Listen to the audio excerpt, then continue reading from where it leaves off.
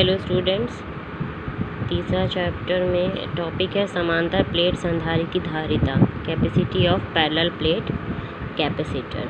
इसमें देखो दो प्लेट्स दी हुई हैं, एक ए है और एक बी है। ए पे कौन से चार्ज दिए गए हैं? Plus charge. और बी पे कौन से चार्ज दिख रहे हैं? यहाँ पे माइनस चार्ज। यहाँ पे क्या है? ये ग्राउंड अर्थिंग हो रही है।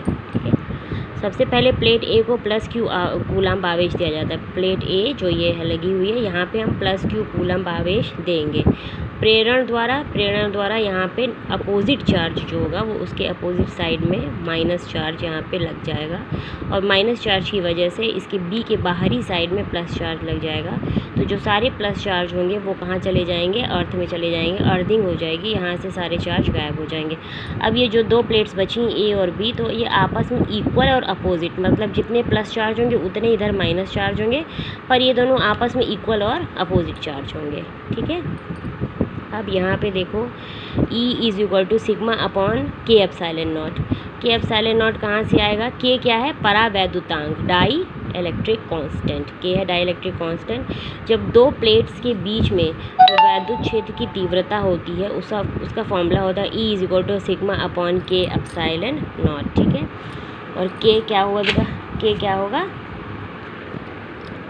के है डाई इलेक्ट्रिक कांस्टेंट, तो E is equal to sigma upon K epsilon naught. चूँकि प्रत्येक प्लेट पर जो क्षेत्रफल है, जो दोनों प्लेट्स का क्षेत्रफल है ए और बी का, वो क्या है? कैपिटल ए है। तो sigma is equal to Q upon A, मतलब जो सिग्मा मतलब पृष्ठ घनत्व, तो surface density is equal to जो दोनों प्लेट्स पे जो चार्ज है वो क्यू है, उसको ऊपर रखेंगे, और जो दोनों प्लेट्स का क्षेत्रफल है वो कैपिटल ए है। तो दोनों के लिए कॉमन हो जाएगा, प्रत्येक प्लेट पे जो पृष्ठ घनत्व होगा sigma is equal to Q upon A. अब सिग्मा की वैल्यू यहाँ पे पुट कर देंगे, तो E is equal to Q upon A K epsilon not. E is equal to Q upon K epsilon not A, ये पहली इक्वेशन हो जाएगी। अब दोनों प्लेट्स के जो मध्य, इन दोनों प्लेट्स में विभवांतर कितना हो जाएगा? कैपिटल वी है दोनों प्लेट्स के मध्य, और इन दोनों के बीच की जो दूरी है वो क्या है? डी है, स्मॉल डी।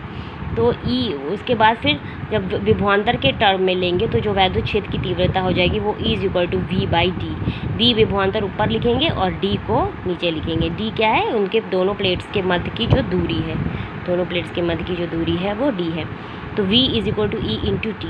अब V E की वैल्यू तुम्हें पता ही है, पहले Q upon K epsilon not आई थी, तो V is equal to Q upon K epsilon not A into D लिख दो।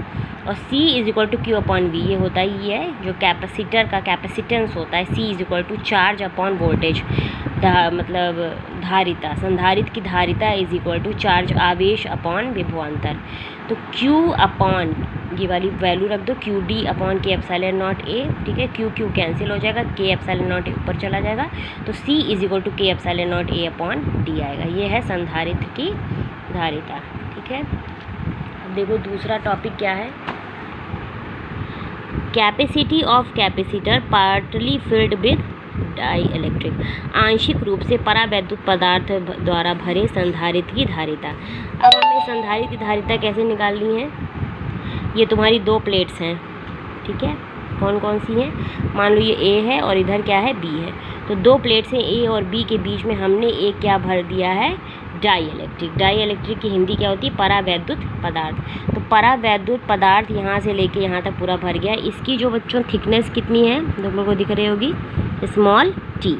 ठीक है, इसकी जो थिकनेस है स्मॉल टी है।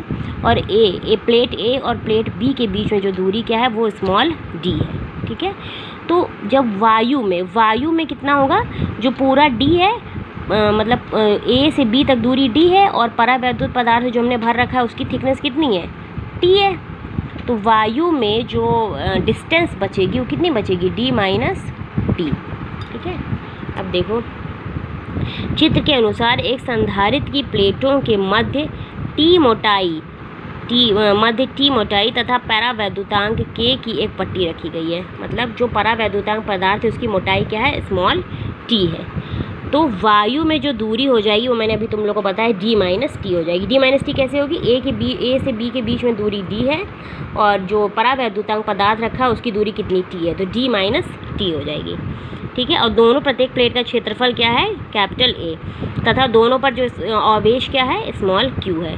तो प्लेटों के मध्य वायु में वैद्युत क्षेत्र की तीव्रता E1 Q upon epsilon not है। इसमें डाइलेक्ट्रिक कांस्टेंट नहीं लगेगा क्योंकि वायु में कर रहे हैं। और परावैद्युत पदार्थ, जब परावैद्युत पदार्थ लग जाएगा तो क्या हो जाएगा, कैपिटल K हो जाएगा, मतलब Q अपॉन एप्सिलॉन नॉट ये ऐसे ही रहेगा और नीचे हम K भी ले लेंगे।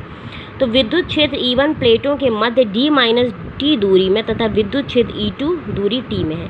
जो E1 है वो वायु में है वैद्युत क्षेत्र, E1 है वो वायु में है वैद्युत क्षेत्र, और E2 किस में है, परावैद्युत पदार्थ में। तो E1 में दूरी कितनी है वायु में, D माइनस T है, और E2 जो परावैद्युत पदार्थ है उसमें दूरी कितनी है, T है। अगर प्लेटों के मध्य विभवांतर V है तो V is equal to ED होता है, तुम लोग को पता ही होगा। तो V is equal to E1 D minus T plus E2T। ये कहाँ से आएगा, ये वायु वाला है E1 और D माइनस T वायु में दूरी है, और E2 क्या है, परावैद्युत पदार्थ में है क्षेत्र की तीव्रता, और स्मॉल t क्या है, थिकनेस है उसकी। तो E1 की वैल्यू पुट कर दो बच्चों यहाँ पे, और E2 की वैल्यू, दोनों वैल्यूज़ को पुट कर दो, और उसके बाद Q upon epsilon not A को कॉमन ले लो, तो D minus T plus T by K बचेगा। ठीक है, तो ये V की वैल्यू आ जाएगी। और C सबको पता ही है, C क्या होता है, Q बाई B होता है। तो Q upon epsilon not A D minus T, ये भाई V की वैल्यू पुट कर देंगे, और Q कैंसिल हो जाएगा, एप्सिलॉन नॉट A ऊपर चला जाएगा, epsilon not A upon D minus T plus T by K। तो ये परावैद्युत पदार्थ जब हम एक रखेंगे बीच में तो फिर उसमें जो है ये वैल्यू तुम्हारी आ जाएगी। ठीक है, capacity of capacitor partially filled with time.